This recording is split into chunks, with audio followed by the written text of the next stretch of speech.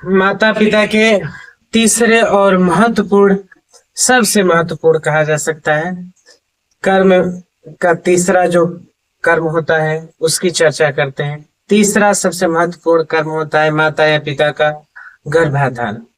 इसमें क्या करते हैं, सबसे पहले जो प्रक्रियाएं मैंने दो बताई उसे फॉलो करने के बाद इस प्रक्रिया में जब फिजिकली माता या पिता इन्वॉल्व हो तो उनके विचार सबसे ज्यादा उस समय के विचार डिटरमाइन करते हैं कि क्या इंफॉर्मेशंस, जैसे हम बायोलॉजी में पढ़ते हैं कि डीएनए का जो इंफॉर्मेशन होता है वो स्पर्म अपलोड करके ले जाता है, कैसा किसको क्या बनाना है फर्टिलाइजेशन के बाद वो डिसाइड करता है।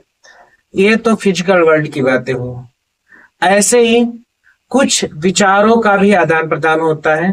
उस समय आपके विचार क्या है उसके अकॉर्डिंग भी आपके बच्चे का निर्माण होता है।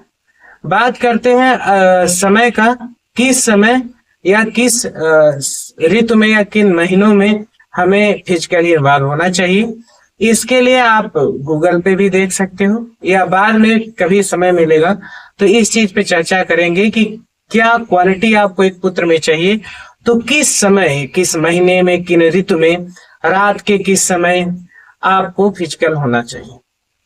अब मैं बता कि जब हम फिजिकल होते हैं तो स्थायी विचार जो रहते हैं, इसीलिए मैंने पहले कहा कि फिजिकली इन्वॉल्व होने से पहले हमें ब्रह्मचर्य का पालन करना चाहिए, सात्विक रहना चाहिए, विचार पवित्र होना चाहिए, ज्यादातर धार्मिक चीजों को पढ़ना चाहिए, रूढ़िवादिता नहीं, धार्मिक चीजें जो मानव को कल्याण, धर्म, विज्ञान, उन्नति, संस्कार की तरफ ले जाए, वो धार्मिक चीजों की मैं बातें कर रहा हूँ, उसे पढ़ना चाहिए। नैतिक कर्तव्यों को पढ़ना चाहिए ताकि ये सब विचार हमें आए, हमारे विचार शुद्ध हो, तभी शुद्ध विचार वाले शरीर में एक नए शुद्ध विचार वाले शरीर का निर्माण हो सकता है।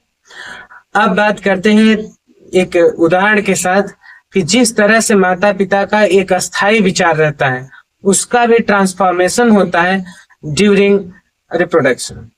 हम बात करते हैं, अगर आप नोटिस किए होंगे कि अगर कोई ऐसा इंसान है समाज में, आप नोटिस करिए, जो बहुत सताया हुआ हो, उसके बाद उसका जो पुत्र पैदा होता है वो शारीरिक बहुत मजबूत पैदा होता है, क्योंकि माता या पिता के दिमाग में स्थायी रूप से बना होता है कि हम कमजोर थे, हम अपने नेक्स्ट जनरेशन को मजबूत बनाएंगे। तो ये इंफॉर्मेशन उनके स्थायी स्वभाव से उसमें जाता है, जिसके कारण वो उसकी एंटीबॉडी लेके समझो पैदा होता है, जिसके कारण वो फिजिकली मजबूत होके आता है। ऐसे ही जब अस्थाई विचार आप 2-3 साल में रखेंगे कि हमारे पुत्र के साथ पास क्या क्वालिटीज होनी चाहिए, तो फिजिकली इन्वॉल्व होते समय हमें मोह, लालच, हवस, इन सब चीजों से दूर होके सात्विक प्रेम के साथ फिजिकली इन्वॉल्व होना पड़ेगा। अब सात्विक प्रेम क्या है मैं बताना चाहूंगा। सात्विक प्रेम आप देख सकते हैं कि आपके पास कोई एक बच्चा है जो बोल भी ना पाता हो, लेकिन जब बच्चा आपके सामने खड़ा हो जाए तो आपके अंदर जो उसके प्रति प्रेम आता है, यही है सात्विक प्रेम। ना आप उसके भाषा से प्रभावित हैं, ना आदतों से प्रभावित हैं, ना उसकी खूबसूरती से प्रभावित हो, मिट्टी में भी रहेगा तब भी वो आपको आकर्षित करता है। तो वास्तविक पवित्र प्रेम यही होता है कि बिना किसी कारण के किसी का अच्छा करने का, किसी को प्यार दुलार करने का या समाज को उत्तम करने का जब भाव उत्पन्न हो तो वास्तविक प्रेम होता है, जिसे हम सात्विक प्रेम करते हैं। अब कहेंगे ये बच्चों वाला सात्विक प्रेम पति पत्नी के बीच कैसे आएगा? आप उस सिचुएशन को इमेजिन करिए जब का आपका पुत्र पैदा होगा। मैं बताया था कि विचारों पे भी डिपेंड करता है, तो आप उस पल को इमेजिन करिए कि जब मेरा पुत्र होगा तो ऐसा आना चाहिए, उसके सात्विक प्रेम के साथ आप संबंध बनाइए और कोशिश करिए कि ज्यादा बार बिना इन्वॉल्व हुए जल्दी हो जाए, क्योंकि ये जो शक्तियां हमें मिली हैं हमारे शरीर में या वातावरण में या ब्रह्मांड में, जो भी शक्तियां हैं, सबका एक उचित प्रयोग होता है। अगर आप उचित प्रयोग करते हैं तो पुण्य कार्य है, अगर आप उचित प्रयोग नहीं करते हैं तो वही पाप कार्य बन जाता है।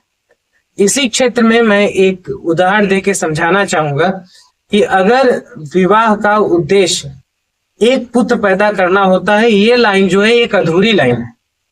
विवाह का उद्देश्य एक ऐसा पुत्र पैदा करना होता है जो परिवार का, समाज का, विश्व का कल्याण करे।